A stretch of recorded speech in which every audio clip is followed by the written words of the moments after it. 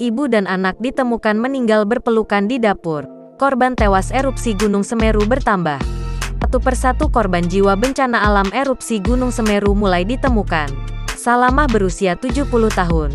Seorang ibu dan anaknya, Rumin berusia 28 tahun ditemukan meninggal dunia dalam kondisi berpelukan. Warga desa Curakobokan, Kecamatan Candipuro ditemukan tewas di dapur rumah. Mereka menjadi korban reruntuhan bangunan yang roboh akibat erupsi Gunung Semeru. Sabtu, tanggal 4 Desember tahun 2021. Legiman, adik ipar Salamah cerita, ketika Gunung Semeru erupsi semua orang lari berhamburan keluar rumah menyelamatkan diri. Diduga, Salamah tidak sanggup berjalan karena faktor usia. Sedangkan anaknya, Rumini tak tega meninggalkan ibunya seorang diri. Sehingga keduanya ditemukan meninggal dunia dalam keadaan berpelukan. Dua anggota keluarga Salamah, kata dia, juga bernasib malang.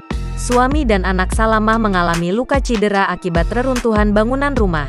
Sementara itu, Kepala Dinas Kesehatan Lumajang Bayu Wibowo mengatakan, total jumlah korban yang meninggal dunia terus bertambah.